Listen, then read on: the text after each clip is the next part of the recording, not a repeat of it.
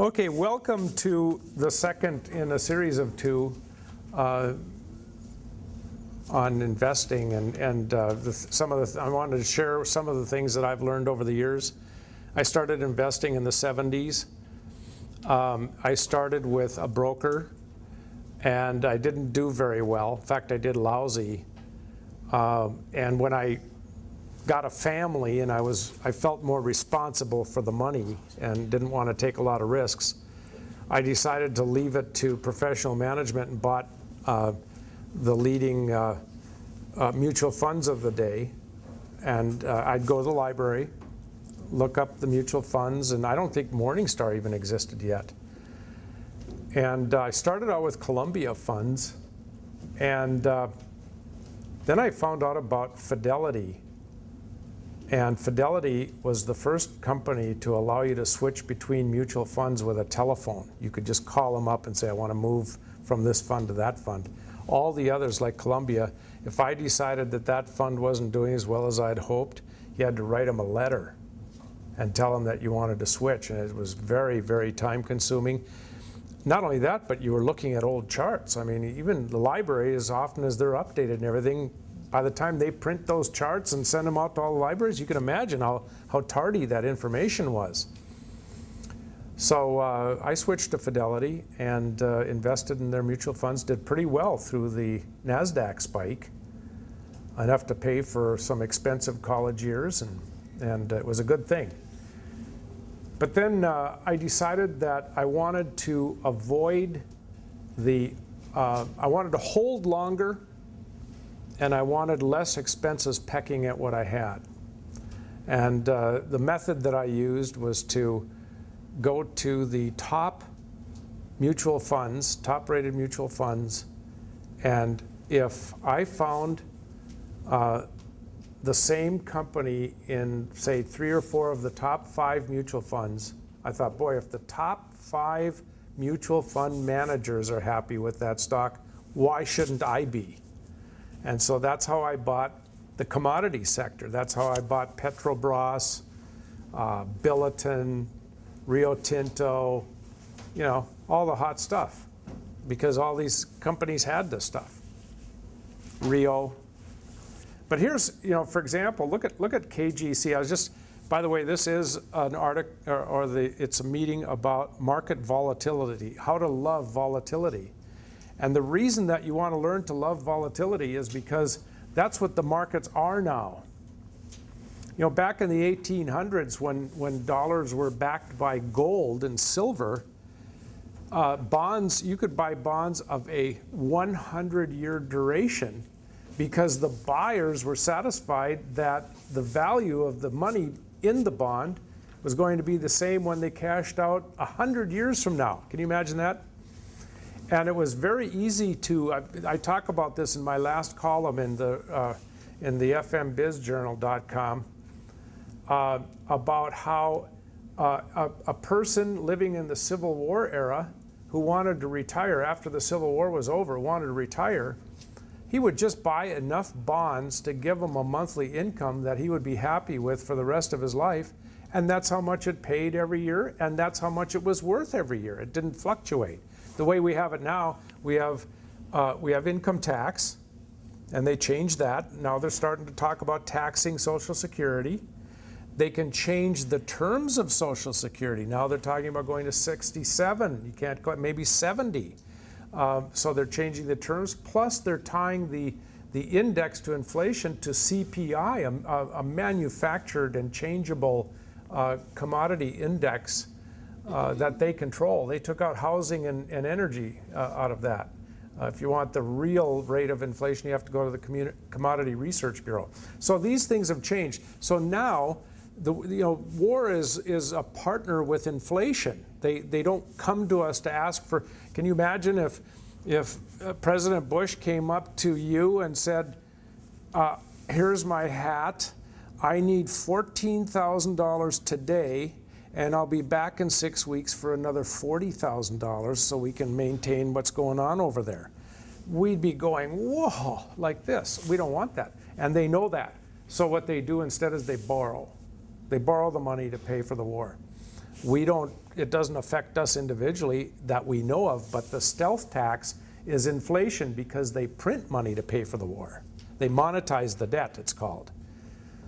So that's the hidden tax that we pay in this economy. So what we're really talking about tonight is how do we leave the safety of our bonds and CDs and move to things as investments and survive the volatility, but overall gain at least as much as the rate of inflation and thereby save our estates. That's really what we're talking about. So I want you to just take a look at this folder that my publisher put together. Kind of a funky front end there, especially the bottle there. And you've got room for notes on each side. And if I said there was one graph I was going to show you tonight that I really, really like, I just learned to use it recently. You know, the most bedeviling thing, I have a confession to make here, is that I have lost thousands of dollars, maybe tens of thousands of dollars in the stock market, not because I was investing in the wrong thing or the wrong sector or the wrong stock or whatever, but because my timing was terrible. You know, I started buying into gold in 2000, right about when it bottomed. I was reading the wise guys on financialtimes.com, ft.com. You've got that on that little list of sites that I talked about last time. And they were saying, hey, gold is going to go through the roof. The governments are printing money like crazy, and they're going to continue to print money. They have to. And there's a variety of reasons. And I became convinced. And so I started buying. But I would wait, you know, I'd go, oh, I'm not sure. Look at it's going down. I don't know. And then when it'd start to go up and it'd show up in the papers, I'd go, oh, it is going up. It's hot. Okay, I'm going to buy some. Well, about the time I made the papers, the next day it was going down. I'm sure you guys have had that same experience. So this first graph, I was buying oil, and I came across this first graph. It's called bullish percent, and ENER is bullish percent energy on this thing right here, the very first graph right here. And what I like about this graph is bullish percent is a leading indicator. In other words, when people start to get bullish on the product, that line that's plunged way down starts to go up. And so, for example, in the big buy I made was, and it doesn't go back that far, I can take it back that far if you want me to, but February of 07, I made a big buy right after it bottomed out like that tail down, and just came out beautifully on the thing because it was depressed. Nobody liked oil right then. Nobody wanted any stock in it or whatever. And I'll show you what I bought. It's kind of a flat stock. It's not. Everybody touts it. I'm going to give you a different graph on that one.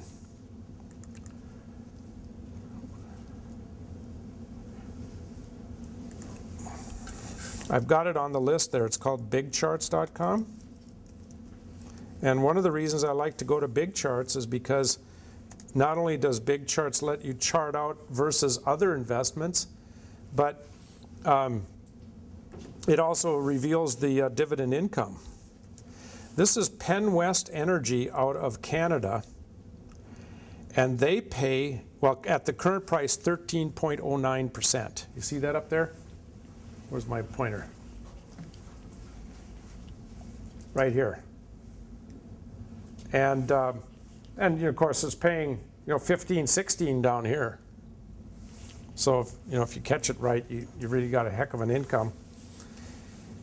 And I'll just compare it to like,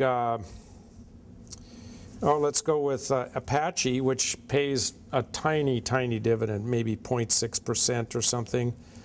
Conoco, which pays maybe 2% or something. And then let's pick Lehman Brothers, which is a brokerage that's got a lot of those subprime.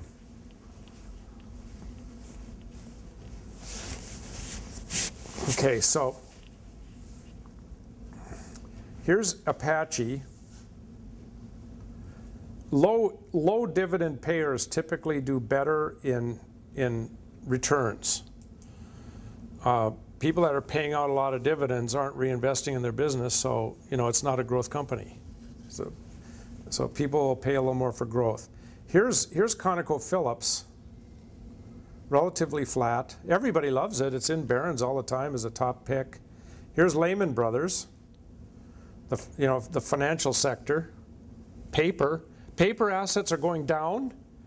Real assets are going up. And when I say real assets, I mean stuff like tin, rice, gold, oil. Pardon me?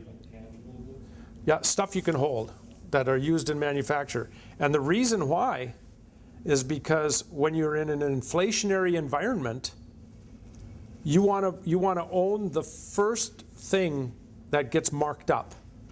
Okay, so if I own 10 bushels of wheat, either through an exchange traded fund like DBA, or as a farmer, if I own 10 bushels of wheat, that's out of the ground, off the ground, and in the bin.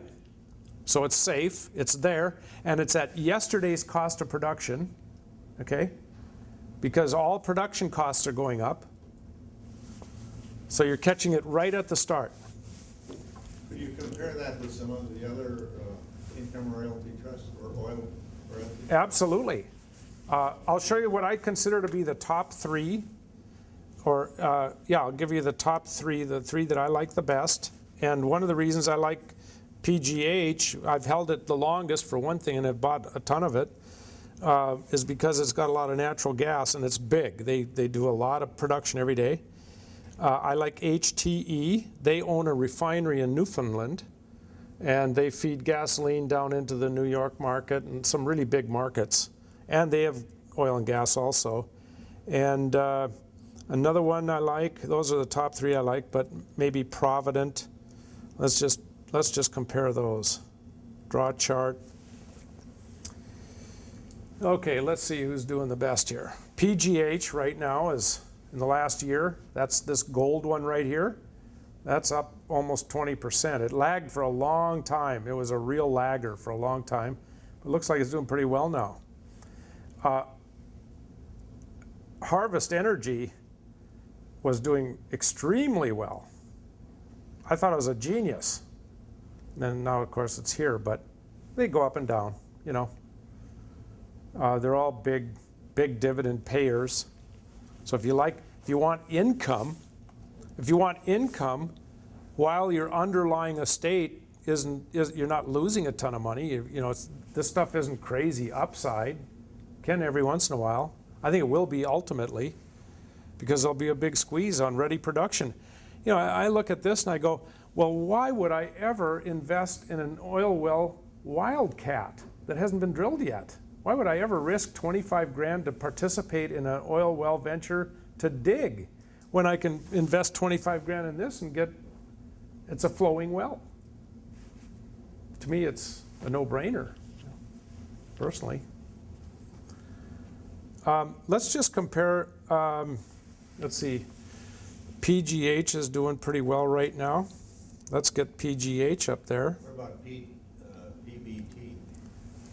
PBT? Yeah. BPT, you mean? Yeah. In Alaska? Prudhoe Bay, BPT. That's when I sold that was my first buy. I sold that. I languished for a while. I got tired of waiting, and I just thought, oh, okay. But this thing has been just unbelievable. Let me show you back when I bought it. It was probably about 5 years ago. How well this is done. And let's compare it to Penn West and Harvest and what was it, PGH. Let's just see how they're all doing. Yep, BPT. Look at that. It's 3 years. It knocked me back to 3 years, but it's doing great. And it has, at today's price, 11.02. When I bought that, it was $9, and the rate back was like 9%. Can you imagine if I'd have hung on to that?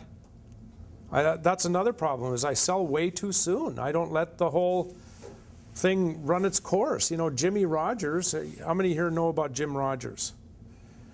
He says this commodities thing is going to be 20 years, 14 to 20 years long. We're about 8 years into it. So any tangible investment like this that you've got, it's got a long run ahead of it. Yeah, BPT, look at that, up to 60% in the 60% in the last 3 years. Plus, look at the dividend. So you're getting paid big time. And so, you know, this or a CD, what do you think?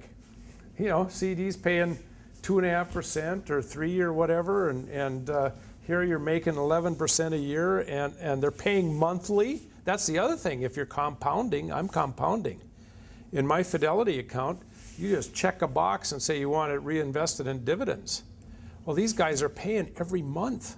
So if you compound annually, it's a lot less if the thing's going up than if you compound monthly, because then you're compounding on the compound. So it's a beautiful, and the other thing, when you dividend reinvest, DRIP it's called, Dividend Reinvestment Program, when you do that, that's no commission. They add those shares back on, and you haven't paid any commission on all those shares, and you're buying hundreds of shares every month, no commission. It's a very nice thing. Okay, well, that's fun. Anybody else want me to shoot a symbol up there? Any other symbols? Good suggestion. Forgot about BPT. Boy, that's clocking. Now, one thing, BPT, to keep in mind, and I don't know how to calculate this, but BPT pays in US dollars. And the Canadian trusts pay in Canadian dollars. And you maybe recall that in the last few years now, the Canadian dollar in relation to the US dollar has gone from about 55, 60 cents to the dollar to par, or about even. And I just want to show you that would make some difference in the rate of return. You just put in the dollar sign USD, US dollar, and we're going to go monthly, and we're going to fill the chart. Let's see what happens here. Oh, that's intraday. How'd that happen?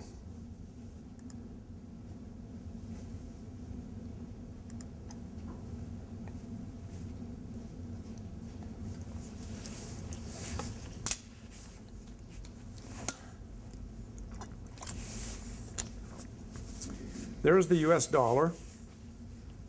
So in BPT, an investor in BPT over that length of time since 2002 roughly, the return would have been reduced by the fall in the value of the US dollar.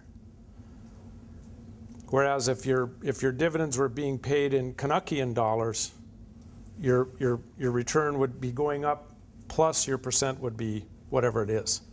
So that's another way to look at that, is that I don't know how to tell you the difference. I can't tell you if this tells me that it didn't do as well as Penn West. I don't know that, because that's kind of a complicated calculation. But it's important to be aware of that the US dollar has been declining. And I'll show you, for example, how the Dow is doing in relation to the US dollar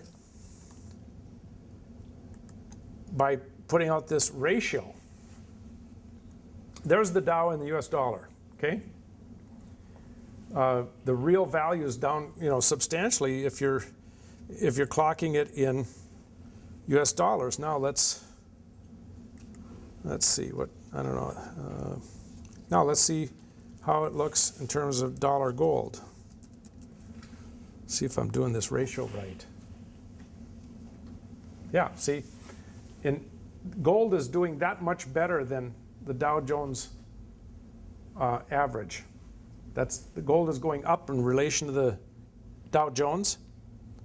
The US dollar was going down in relation to the Dow Jones. Dow Jones is about level, it's 12,000, staying level. Or you can switch them.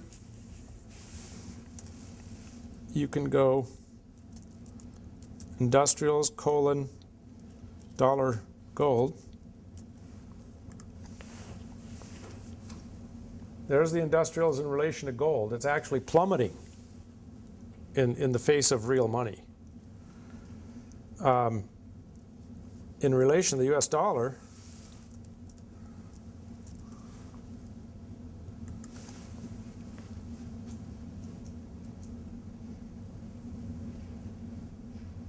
it's going up in ratio. So see how that, the currency thing, you know, one of my favorite things to do is, I say, show me the money. Okay, well, I'll show you the money. Here's the money, and it says 1 on it, okay? And today it says 1, and 10 days from now it says 1, and 10 years from now it says 1.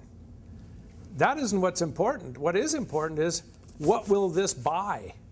You know, if today it'll buy a pair of shoes, and a week from now it'll buy 1 shoe, and then 10 years from now it'll buy shoelaces, well then that's not a constant. It looks like a constant. It says it's a constant, but it's not a constant. That's the stealthiness of inflation. It eats your money.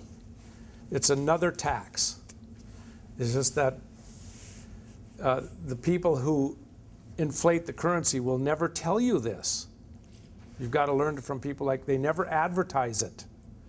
You're not going to see it out there like underarm deodorant or something like that.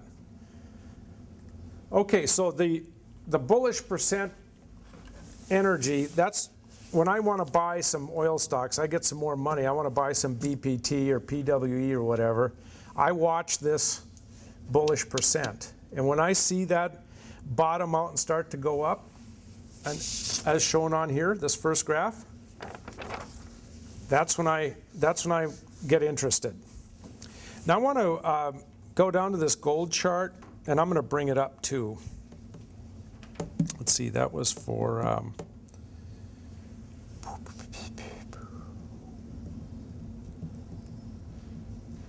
okay, that's for,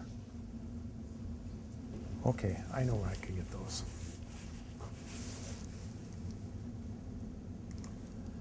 Now another thing about stock charts that I really like is I can go to your saved charts, and there's the bullish percent energy. We'll get into a couple of other ones like this too.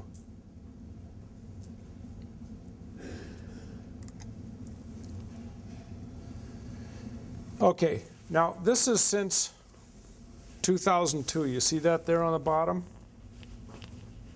Just get them right here.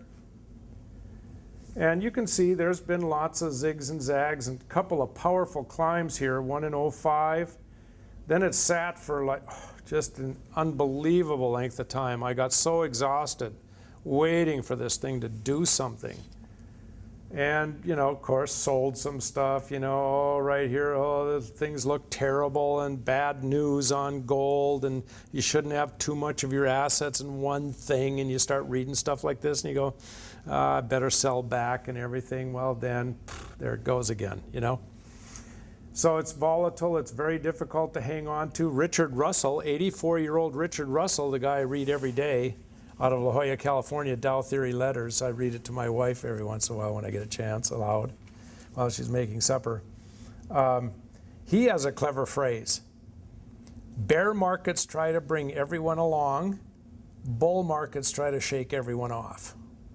So when you think about that, and you think about these volatile moves here, remember that you're on a bull, and he's trying to shake you. So hang on, till it runs its course. Gold is on a long-term bull trend. It has been outpacing all currencies since 2005. So you can't buy a bond in any other currency and protect yourself, is what that's saying. Okay? You buy a Euro bond or a Japanese bond or a German bond or Bund, they call them, it won't do as well as gold. Gold is outpacing all printed currencies now. And the other thing I want to show you is this is a long-term chart, and oh, that gives me my handout. What did I do with that? Here it is. I brought for you off of stock charts. You want to help me with that, Beth? John Murphy's top 10 checklist to go through before you buy or sell. And it's very helpful. There you go. She used to be a teacher. She gives them the total amount at the end, and they pass them down. See, oh, no, never was? You did it like my teachers.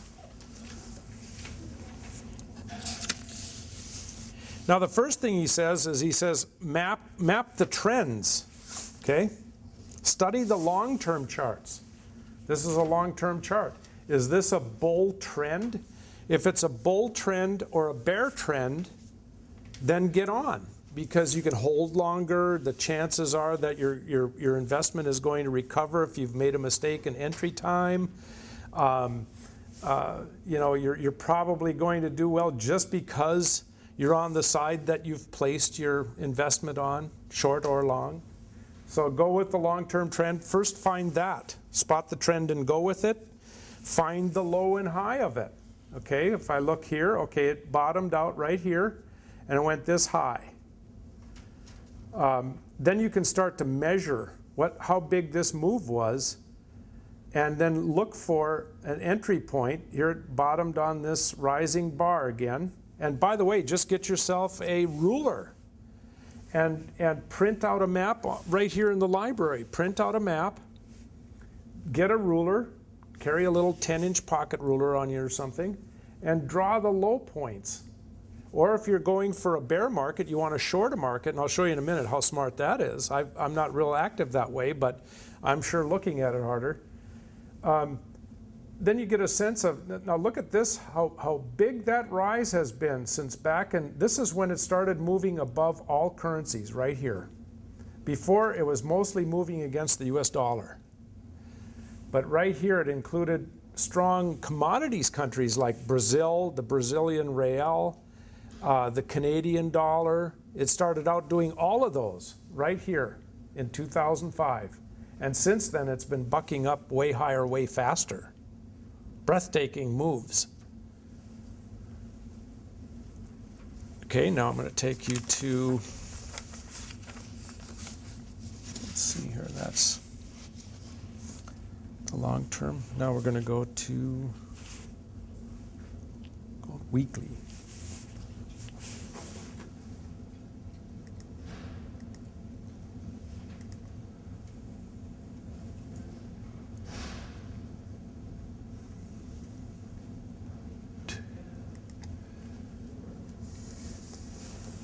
Okay, here's the 2-year. And by the way, you can get on stock charts and do these arrows and lines and everything right on there. These arrows right here, all you do is push at the bottom. It doesn't show there, but I can show you in a little bit if we have the time. Okay, here's a 2-year. A lot of times I'll work on a 2-year because it's sort of an intermediate. It's a longer term investor. I'm not a day trader. I don't buy something and I want to make some money on it in the next week or two. In fact, I like to hold stuff for years, especially if it's paying a dividend, because then you can, reinvest, automatically reinvest and so forth. But I want to show you a couple of the common indicators that you'll find in this list. See the crossover of the MACD right here.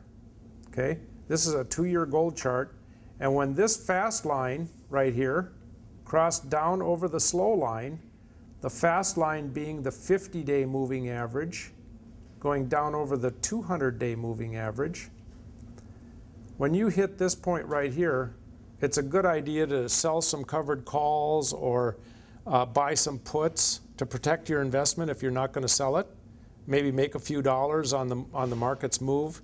And it's a little more comforting if you've sold some calls, out of the money calls, like let's say right here, gold hit 1,000 and you sold some covered calls on your stock for 1,100 out of the money, see?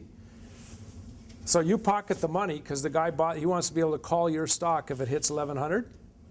You sold him that, and for whatever dollars, 2,000 or whatever. Well, then when it goes down here, you feel better. You get a little warm glow in your tummy, you know, because it went down, but I made $2,000 because it went down. You see what I'm saying?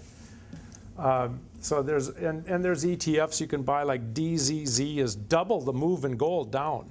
So if it goes down $10, it pays you $20.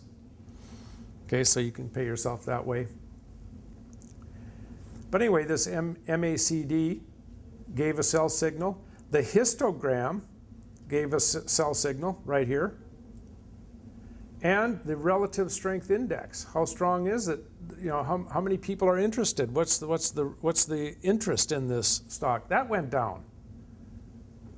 This is an overbought area. Over 70 is overbought. If it goes to 90, that's probably a blow off. It's going to go way down because there's just too many buyers in the market, too much interest. And a bull market tends to stay above the 50. That happened historically with gold? Pardon me? For interest, too many buyers with gold? Oh yeah, it happens with gold. It happened in NASDAQ for sure. Parabolic rise. That rice move there, that's probably a parabolic. You know, that's probably not going to stay. It's going to fall on itself because it just it'll bring so much supply. You know, when price gets that high, boy, everybody wants to grow some. So there's the three histograms, RSI, and MACD. It took me a long time to build the discipline to check a chart before I bought a stock.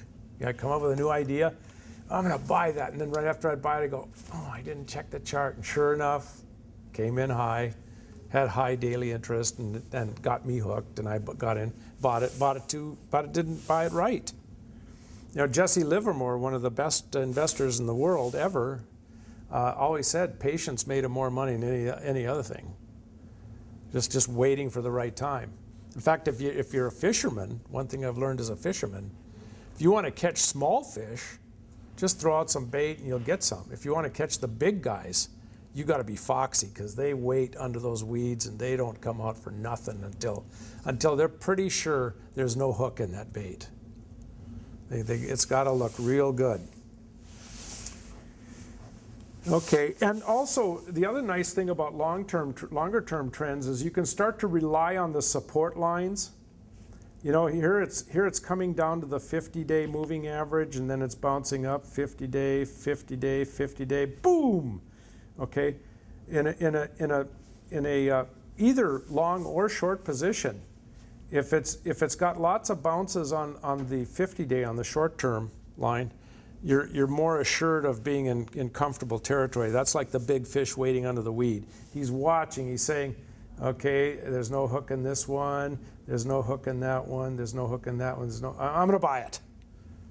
You know, as soon as you get a buy signal, I'm going to buy it because there was no hook all along here. It's definitely in a bull because it's staying above that 50-day moving average. So what chart do you pull up on stock charts to get that? That's a 2-year chart. It's a weekly. There's your period, weekly. And you know, I'm not showing that there very good. Let's see. And But there's several different charts you can pull up, right? oh, yeah, unbelievable. I'll show you how many. It's unreal. With this one, I chose weekly and 2 years, candlesticks, and then push update, and here it comes. I did the annotation here, and I put these arrows here. And all you do is go to annotate right here, and then you can write stuff like this on your own charts. And you can keep a history of your charts. This, I'll tell you, this site is unbelievable. And that's 19 something a month? Yeah, around $20 a month, yeah. Here's, for example, here's my risky business charts, right? These are the ones that I've had in all the articles that I've written. You know, here's a brand new bull market. The first way to own wheat, sugar, soybeans, and I always forget the fourth one. But anyway, here's a way to own stock in commodities. So you don't have to work the futures market anymore. This is just ag, and corn. Corn, soybeans, sugar, and I always forget that fourth one. And then here's one that includes some ag and oil, DBC. And you can see, I mean, this is so much above the moving average. They're fairly new ETFs. You can see they were kind of flat at first and down, but boy, and food is the last, the soft commodities are the last to move in the commodities index. The first one that's moved the most, and that gives me an intro to these beautiful charts prepared by a bank economist out of Switzerland at Bank SCS Alliance. Metals have moved the most: tin, lead, nickel, iron, and you'll see this is going to be worth your time alone just to see this set of graphs here. The first page talks about previous bubbles, and the second page shows where we're at in relation to those previous bubbles when it comes to commodities.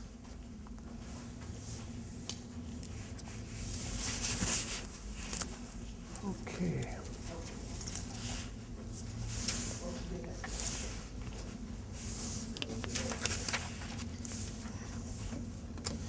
Any questions so far? What's the next bubble? Well, he's depicting the commodities in the second page as the beginning of the next bubble. There is some disagreement as to that. I tend to like the commodities. Whether there'll be a bubble or not, we'll see. But it's certainly, there's all the right things are happening to make it a bubble. People are hoarding food. Countries are putting export tariffs on wheat and rice and different commodity edible basics. Boy, when you run into protectionism, that's the first thing. Then right away the supply just tightens up just like that. And supplies are already tight. Australia's in its 7th year of drought. The ranchers in Australia are so dispersed throughout these huge ranges of 15, 30,000 acres. And so social psychologists are having a hard time reaching them over their depression over what's happening with their cattle, and they've culled them down to the 6 favorites, and they walk out the next morning and 2 of them are dead, laying there, and they just can't take it anymore. So they have suicides every week there. Plus, in Australia, another thing that's happened is that they are moving away from rice into grapes. We're buying their wine like crazy. And the net profit's much higher on grapes. Oddly enough, they take a lot less water. Rice, you plant in water. So that takes a ton of water, just evaporation alone. So, in fact, the notion has come up that I kind of agree with, is that if you're exporting wheat, what you're really exporting is water, because you had the water to grow the wheat. There's significant portions of the earth that, for example, in China, that they don't have the water to grow wheat. So, and wheat's a desert crop. I mean, here in the valley, if we get a good rain right after they're in the 1 or 2 leaf stage, they make it to maturity and we harvest something. So that's a desert crop, and there's areas of the world that can't grow it.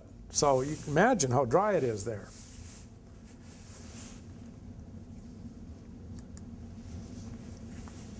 Let's see here. Now let's see how this shows up here. Okay, this will show you a great hedge against inflation. This is West Texas Intermediate oil. It's a method of pricing oil. It's sweet oil in relation to the US dollar. And you see what's happening? So if you held dollars, your value would be down here, but because you hold oil, your value is up here. See what inflation does? So a CD invested in this for 2% is a huge loser in this length of time right here. But look at the volatility. It's really hard to hang on there. The news was really bad. oh, there's a surplus and all this stuff. But you see, it's really climbing. And the technicians that I study tell me that the next stop for oil by the barrel is 120 bucks. And then after that correction, it could go as high as 164 next. So that's kind of the path to where we're going. This is just oil. You can't buy, this is an index price. You can't buy this. You can buy oil investments like trusts and so forth. Let me show you one of my favorite ways to look at stocks. I'm starting to go to this more and more now. It's called Gallery View. And I'll show you why I like that. You can modify these if you want to. Okay, first you get the intraday view. This happened, this was today, 11 o'clock, 12 o'clock, 1 o'clock, 2 o'clock, 3 o'clock, market closed. Okay, so that's today. This is Friday, Thursday, and Wednesday. So you get about 4 days in there. Here's the daily view going back to about mid-December of last year, 5 months ago. And you can see here that the thing really took off. It was kind of correcting. It had corrected below the moving, you know, so I bet you there was a lot of suspicion right here. I bet there was a lot of selling. Well, no, selling volume was low. Oh, here's another really important thing. Rises should be confirmed by rising volume. And these are volume. This is how much, here's 2 million shares right here. You see that? Can everybody see that? There's 2 million shares. So you see how low the volume is here? It's just really sleepy. Then all of a sudden, boom, right here. Big interest, 2 million shares. Then it kind of settled down. Oh, here's a little boomlet here. But it'd be easy to see why people would mistrust this because it had plunged so much back here. So unless you were kind of in the know, you probably weren't buying here. But then, boy, once it broke some, you know, technical, it doesn't go back that far. Once it broke some volume records and stuff here, then interest got really high. Then the news came out. Here's weekly back to probably when it started.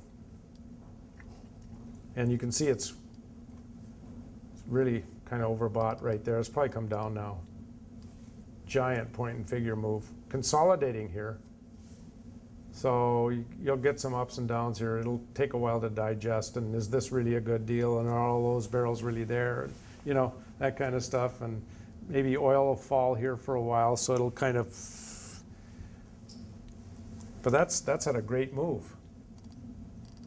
Yeah, one guy said I should report on North Dakota stuff. And I do think about that, but I'm fascinated with the whole world scene. You know, it's just kind of such a new thing now. China was asleep for hundreds of years, and it's just kind of coming around now. And Vietnam, boy, that's been a hot market, way down now.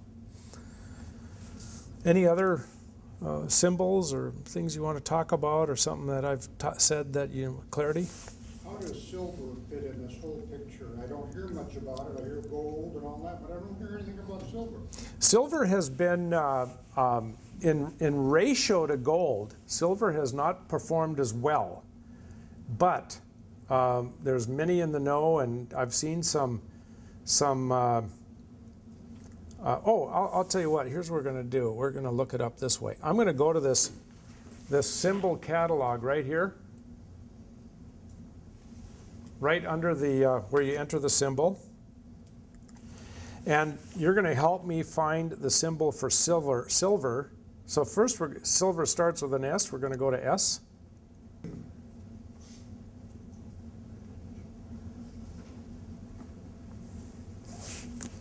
And then we're going to go to SI. Kind of breaks it down into sections for you. Okay. Then we're going to go down and just see if I know how to spell silver. There's silver continuous contract right there, and I'm going to push the I like this graph the best, this bar graph, my favorite. There's silver. Since the beginning of '08, it had almost a parabolic rise, and now it's given up most of that, or all of that, and even some of this, and it's kind of been struggling along here. Now let's go up here, and let's do a ratio with gold. Silver's ratio with gold, and see how that looks. Yeah, silver's been on a decline in relation to gold. It's more volatile than gold, if you can believe it. However, I have been reading that during the 70s, and I wish I could show this to you, but I don't have that. During the 70s, silver actually did better than gold right at the end there in relation to the price that it was. It went up to 50, gold went up to 800, but silver was down to like $1 something, so it was a huge gain. Okay, here's silver to gold. I'm going to change it to just silver. Now I detect that there's a lot of interest in the precious metals here, and I brought some copies of Ron Paul's latest book. If anybody want, he's a hard money man. He's still in the running for Republican president. Has like 56 delegates, and not giving up. Don't hold your breath. I'm not holding my breath. I'm not holding my breath. But yeah, he's a hard money man. Now here's silver. Gave the same kind of sell signal on the back MACD as gold. See that? Doesn't that look familiar? Was way overbought up there when it, this right here was real excited money. I'm going to make some money in silver, and they jump right in. See, they saw the headline, okay, I'm going to buy it. And then boom, down she went. The great big walleye, the 9-pounder, he bought here. That's how he got to be 9 pounds.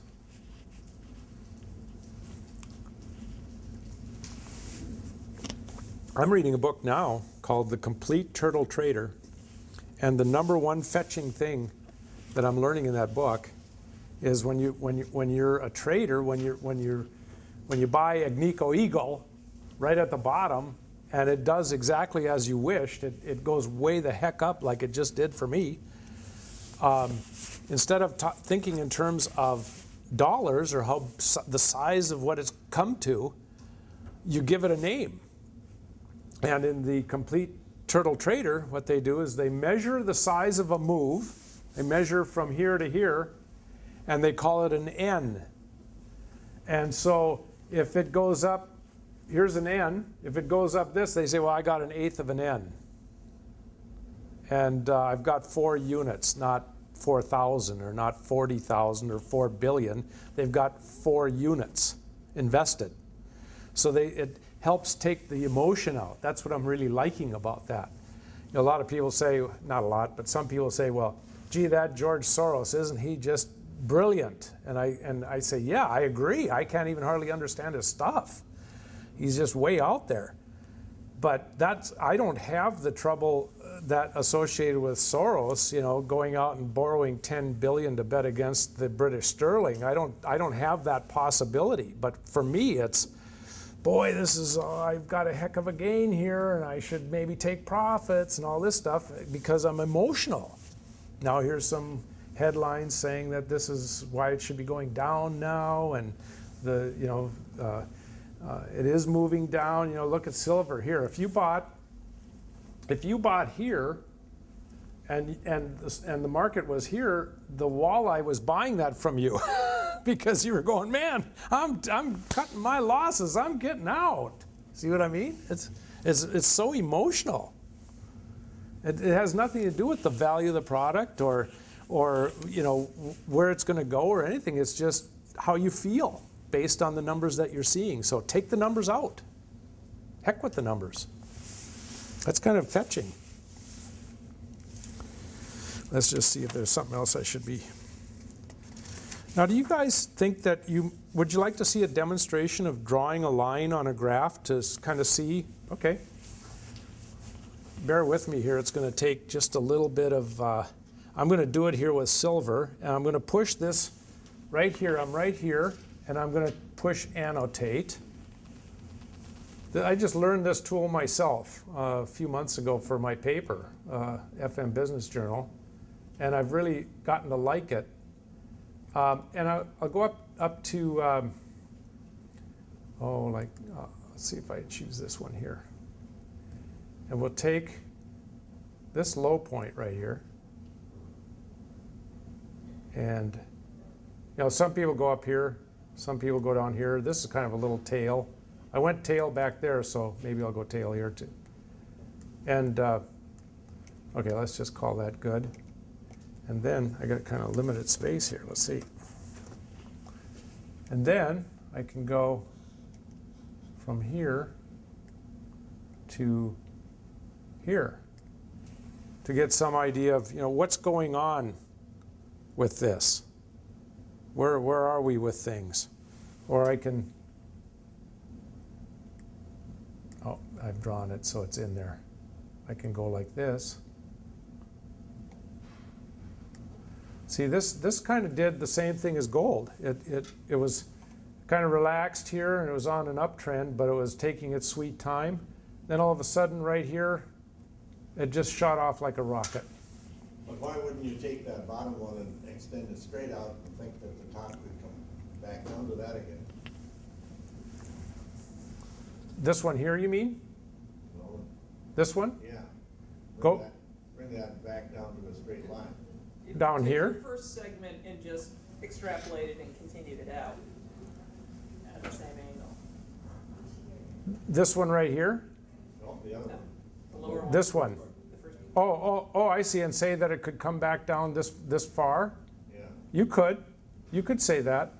You could call this a parabolic rise. I think, though, that I would encourage you to look into Elliott wave theory. That's another outfit that does forecasting using charts. And I'm just sort of a novice chart reader myself. I will say this, that this was an extraordinary rise. And when you have an extraordinary rise, you frequently have an extraordinary downdraft. Because you've got and you know why? Because you've got a lot of weak hands in there. They refinanced their house and they're putting the entire $4,000 on a silver bet. Okay? And they bought right here. Then they had this big gain and they're really happy, and all of a sudden, what happened? Now instead of 4,000, I have 3,000. I'm out. I need that $3,000.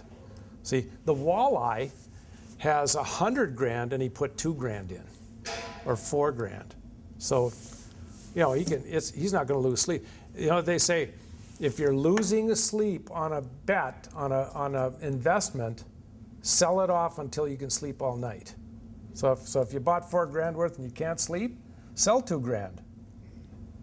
Then maybe you'll sleep better. Okay? Anybody want to see any lines on anything else? You want to see it on a downdraft? You want, like on the U.S. dollar? That's a terrible bear market. Makes it interesting to study.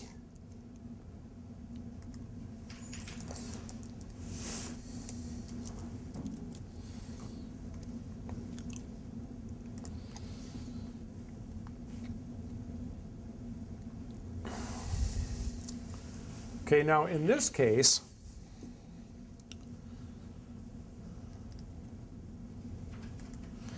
you're going to be a bear because this is a long-term bear market. And so you're going to draw in and you see there that we've had a parabolic downdraft. Now, with these lines that we're talking about, this one's called a resistance line. The other one that we were drawing in was a support line. In this case, it's a resistance line because when the price goes up and it approaches this line and starts to go above it, there's resistance to it going higher. People want to unload it. It's in a bear market. They want to get out. Or they want to sell it short. So they're adding on, they're shorting it by buying euros or gold, or, you know, that's really what's happening when you buy gold is you're shorting the dollar. You're saying, well, the dollar's going to go down, so I'm getting into something else besides that. And the government wants the dollar go down. They talk strong dollar policy, but that isn't what they want. They want the dollar to go down. They want inflation. Now, I'll give you an example why. I've got friends that built motels in the 60s, late 60s and early 70s, before the last time we had big inflation. We had Vietnam War. We hiked the number of soldiers from 350,000 to 550,000 to finally do it, to go in there and just win decisively. But Johnson knew that no taxpayer was going to pony up. By that time, we were sick of it. There were demonstrations, and people wanted lotteries instead of draft, and it was a horrible mess. And so one guy came up with the idea, well, what about all the government agencies that have surplus? Let's just borrow that out and put that into the effort. And that's when they started borrowing on Social Security. So now even today, the surplus that's collected, there's still more workers than retirees, so there's still a surplus. They throw in an IOU, take the money out, add it to the tax that they collected, and then they tell you what the bottom line is. And that's called a unified tax. After the collapse of the Soviet Union, the Cold War was over, practice continued. Has never been changed. Called the unified tax. Currently, as of about 6 months ago, they had borrowed $2.4 trillion out of Social Security, plus lots of other agencies too, but out of that one in particular. So anyway, these guys that built these motels, they built these motels to make money at $6 a room per night. And 10 years later, when the amount borrowed to build that motel was the same amount, but they were charging $12 a night. So you see what happens, that payment? It starts to get very small as a percentage of operations, right? Well, it's the same with government. They're fighting the war at this price, but as the currency inflates and gets worth less, the debt gets worth less too. So that's what's really going on, that you're not going to hear about from the president or anybody in the cabinet or the Fed. The Fed knows they're inflating, yet they come out and they say, well, we're fighting inflation. Sorry, we're not winning very good, but we're trying. We're going to do better next year. So that's what they want to happen. And so my attitude is, well, if that's what you want me to do, to be patriotic, I'll help you. I'll leave the dollar, and it will go down, and you'll be happy. So I'm gone. Jimmy Rogers. That's what he says too. I'd like to have a strong dollar, but for parabola, okay? Maybe. In other words, watch for big spikes up or down, okay? And then when you see that, you remind yourself, oh yeah, I learned somewhere that when parabola happens, get out. You've made an extraordinary amount right there, take it, or sell half, because it's going to come down on itself. When it goes up like this, it's going to come down like that. But you have to go back into the chart to find that out? You don't have to. I'm just saying you can put a reminder in there if you want to, you know, and then page through your charts every once in a while. Look at what you were interested in 6 months ago. Maybe things have changed. I'll show you one that changed a great deal, and I happened to get in at a pretty good time. I wish, of course, now that I would have bought more, but I'm happy with what I have. This one's been I was a little worried about it. It had a huge dividend. It's a nitrogen company out of Iowa. And I got this buy on the MACD here. Right there, it touched there. So I bought right there. And so now it's up 17%. It pays a 13% dividend at this price. So it's really sweet. Now that's all dependent on ethanol staying in place, and because corn takes a lot of nitrogen.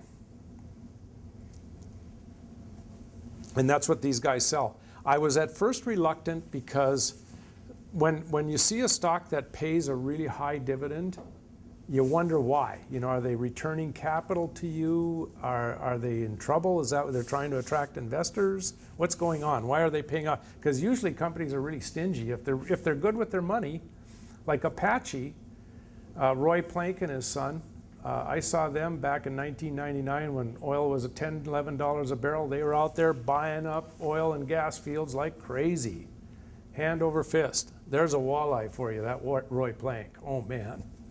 He's really sharp. I don't know how old he is now, but see here today, went up 5.28%. Big, big jump. I suspect pot did too, P-O-T, potash. I always thought they should have saved that symbol for another product.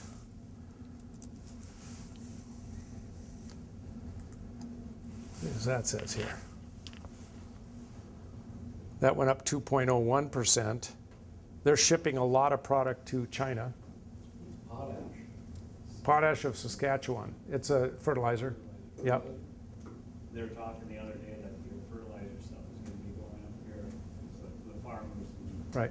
There's only so much of it, and only so many companies own. There's only a few companies own Right. fertilizer. Yeah. So they're saying watch fertilizer stuff. Right. Yeah. Here's a we haven't talked about exchange traded funds yet. I'll show you one of the more popular ones that buys a lot of machinery that support ag, called MOO, M-O-O. It's a catchy. Fairly new ETF, came out in September of last year, and it's doing great. What about Titan? Don't know the symbol. Do you know that one? TITN?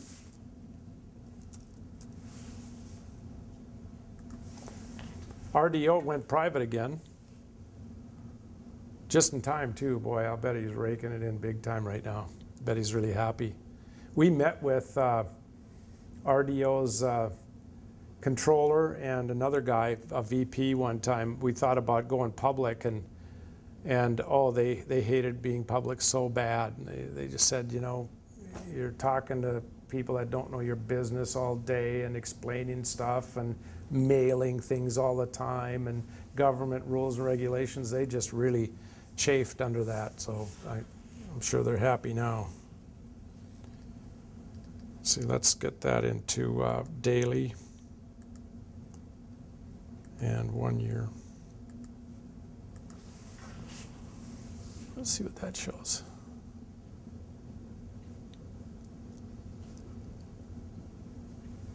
Did that work?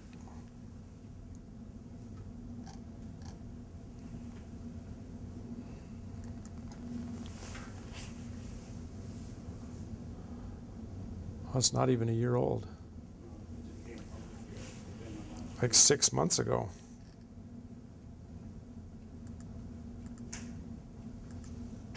Not even 4 months ago.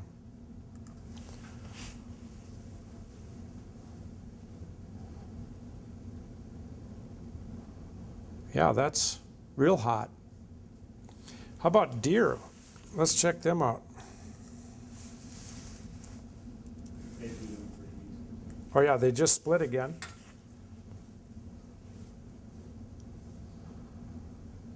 Yeah, they're doing real well. That's just in the last few months, coming back up again. See that, but they had another, patience is golden. These things happen even to great companies and great markets. Let's go see how far out we can go here and just.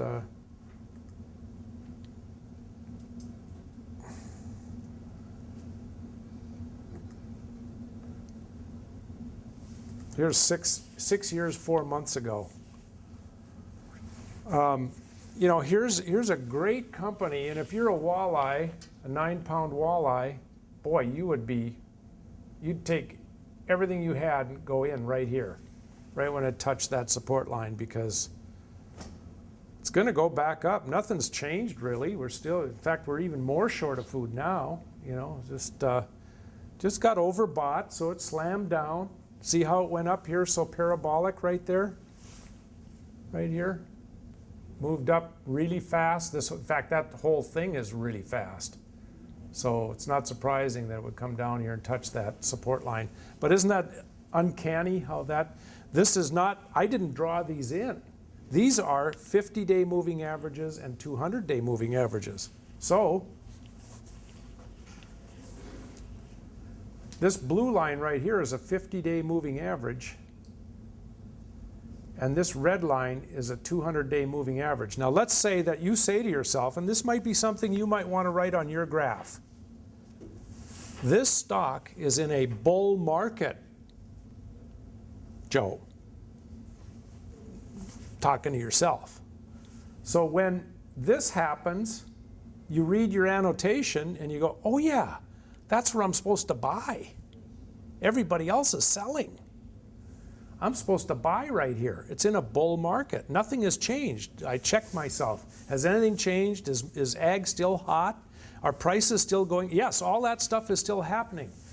It's just that it got overbought, and it's reacting to that it's reacting to this move right here. So I better load up right there.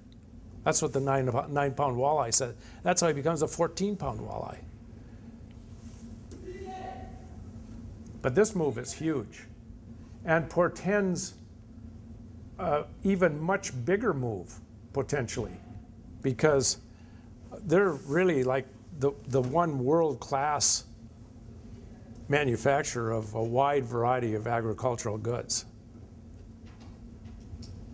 You know, I'll bet you can't find even any used stuff around here because they're all going overseas.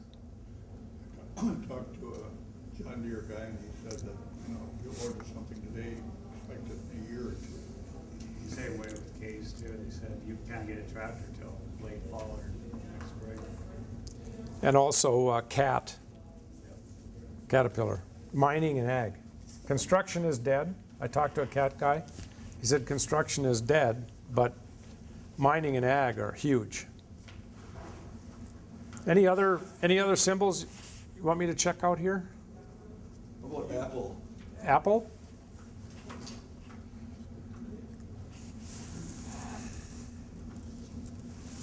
I think it's AAPL. AAPL.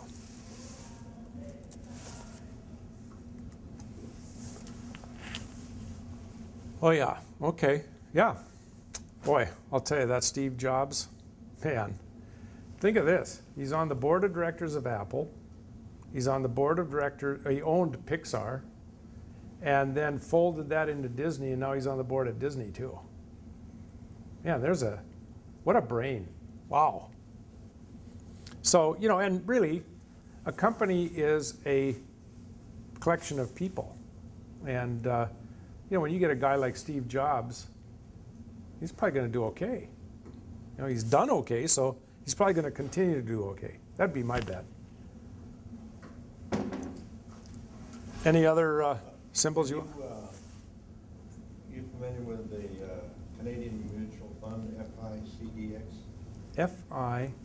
FICD. No, I'm not. I'm not familiar with that. FICD. It's basically all of these Canadian gas fertilizer companies, mainly is connected to. Oh, Canada Fund. Yeah. Fidelity Canada. Yeah. And let's just go there for a minute. And I just want to show you how easy it can be to pick out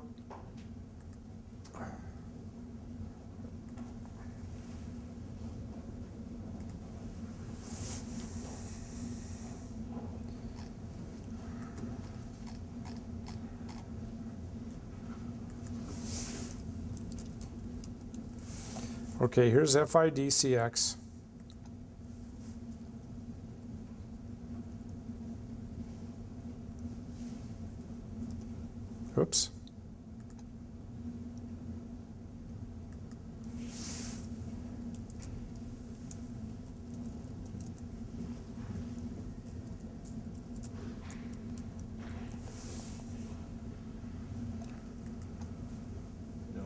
FICD.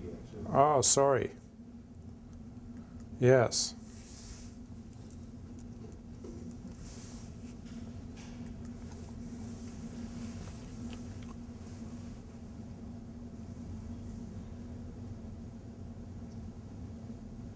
Okay, and then we're going to go with return.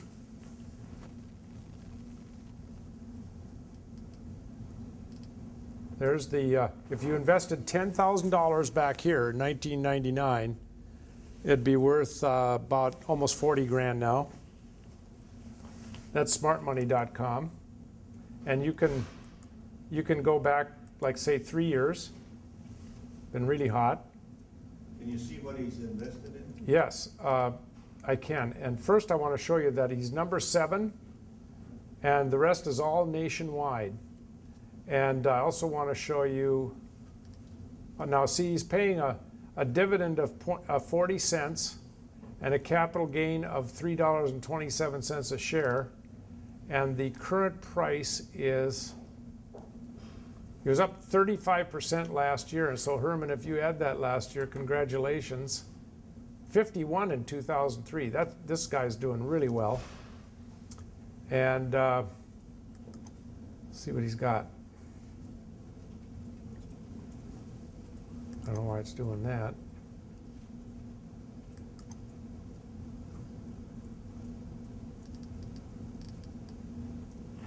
Suncor, SU, Toronto Dominion, POT, Royal Bank, RBC, Manulife, TransCanada, and Canada. Research in Motion, which I don't think that's a Canadian. Is that a Canadian? And this one here is CNQ. This has been a very good play, up 15% this year. It's a conglomerate of different stuff. Energy sector. But So you went in several years ago with $10,000 of American money when the Canadian dollar was low, 56 cents. and then you are out here with the Canadian dollar being a lot higher. That would be a significant, there would be some other kinds of factors in there, wouldn't there? Huge gain on the On the difference of the dollar. Yep. Yep.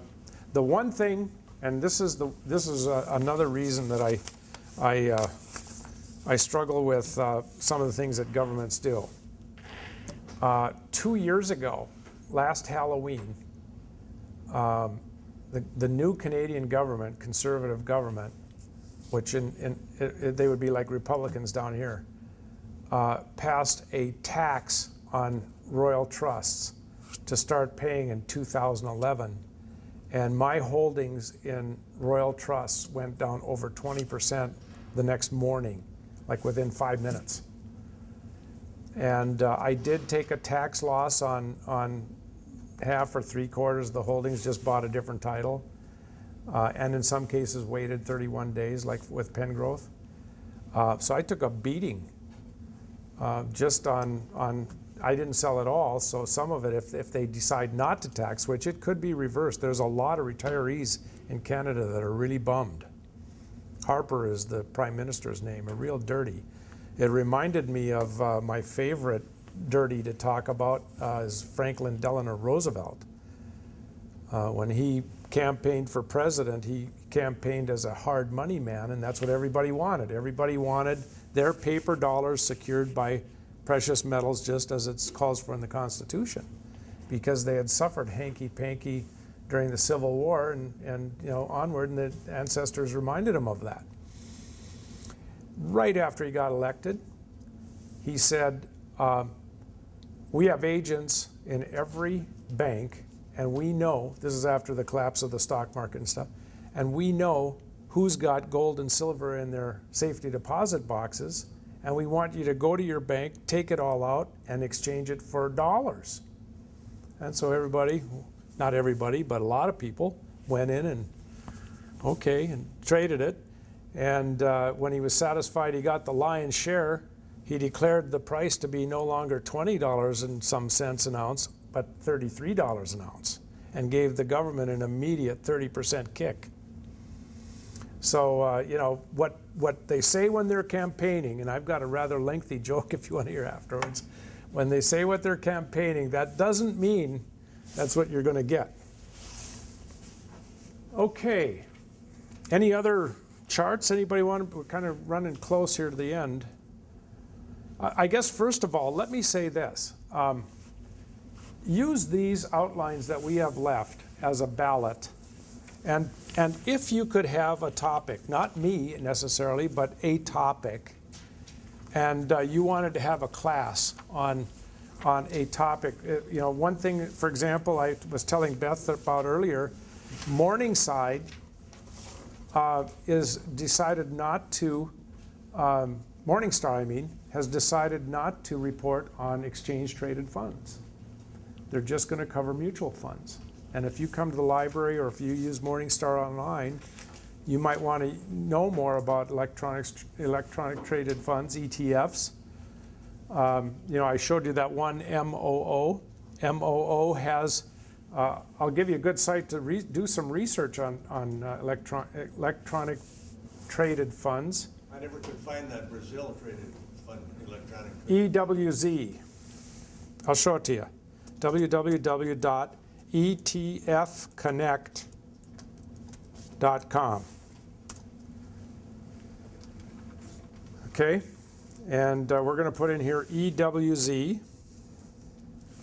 That's Brazil. This has been a very good fund. The current price, if you sold all the underlying stocks that it owns, you would get about 99.8% back, because right now it has a premium to the value of the underlying stocks. You see that? Does everybody understand that? In other words, the price of EWZ has gone higher than the value of the stocks that it holds. So you're paying a premium right now. And you know, everybody says, wait till there's a discount, till it declares a discount up here. So in other words, EWZ is sold off for some reason, but the stocks are worth more. Then buy it, okay? That's a way to watch that. It has a very nice dividend. Actually only 0.88 it looks like here, but yeah, I thought it was higher than that. It's down to, like, let's see. It's increased all along here. Well, one year it was 86, now it's 77 cents. And it holds Petrobras in two different ways, Rio in two different ways, ADRs and stock from the country. A couple of banks. I don't know these down here. Jardot, I've had that. I own that outright.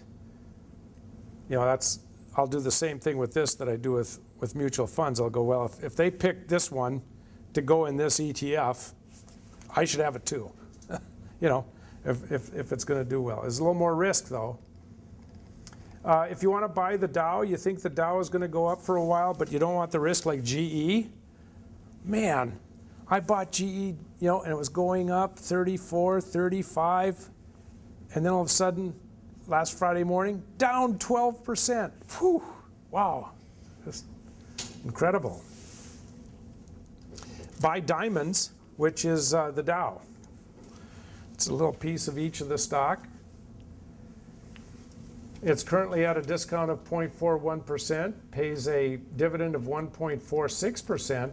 You're buying IBM, Exxon, Chevron, 3M, Caterpillar, Boeing, Procter & Gamble, United Technologies, Johnson & Johnson, and Coca-Cola, all the top stuff. If you want to buy the top 100 corporations in the world, that is IOO. Looks like 100 when you put it in capitals. It's selling at a premium of 0.71, earning 1.8%.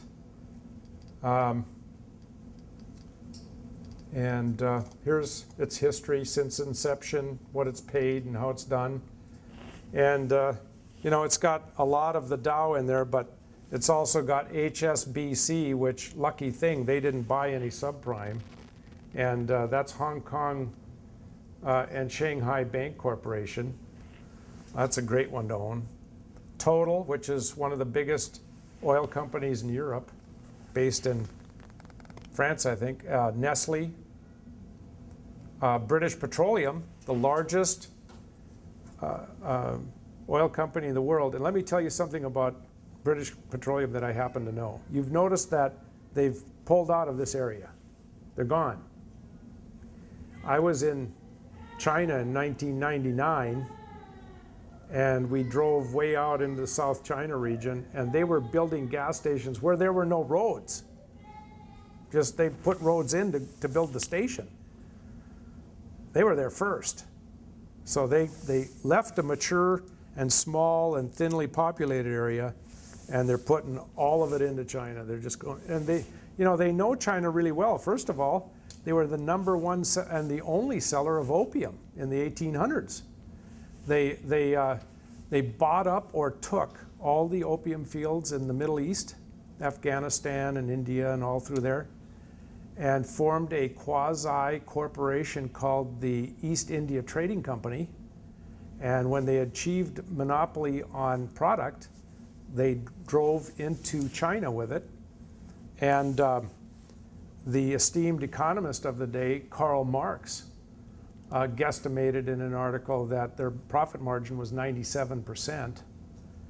China was too weak to do anything about it, but when they gathered strength to start to push them out of the country, and Britain knew that they were going to be pushed out, they said, okay, we'll leave, but we want Hong Kong in return for loss of profits. And China said, well, you can't have Hong Kong, but we'll give you a 100-year lease on it. And that was what was up in 1997. And it reverted back to China. So they know China very well for a long, long time. They also know Afghanistan. They've been there several times over 200 years.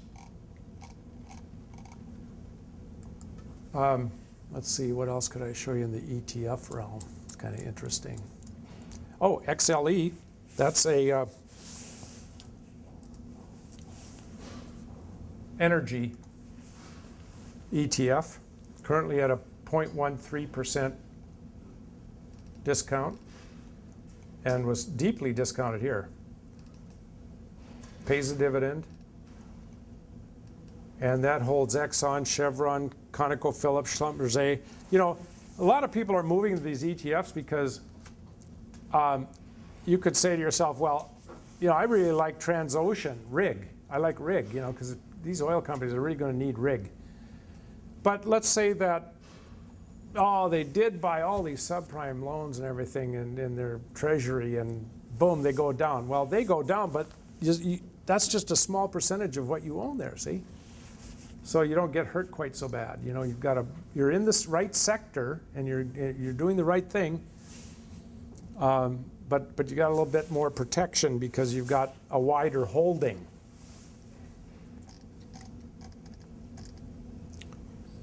Anybody know here? Anybody use ETFs here? No one? I could have a class just on ETFs because there's a lot of them and they're growing fast. There are over 8,000 hedge funds, and there's only hundreds of ETFs, but they're growing fast. They're really coming on.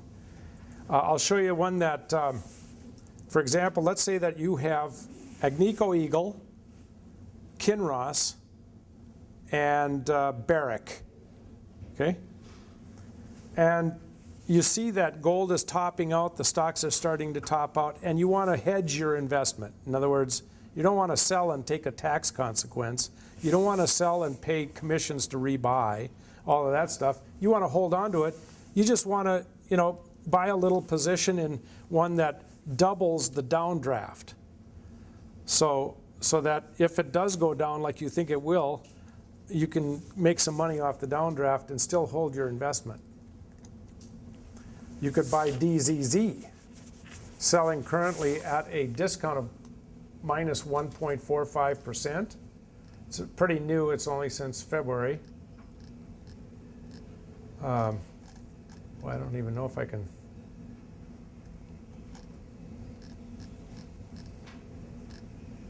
Can't show you much about it, I guess. Are there any ETFs that gather up companies like Halliburton and the oil rigging and? Yes, there are. I can't think right off the top of my head which one it is, but that there are. And They should be good. let me think if I can tell you how to find it. I'd have to think about that. You know, that'd be a good question for another class.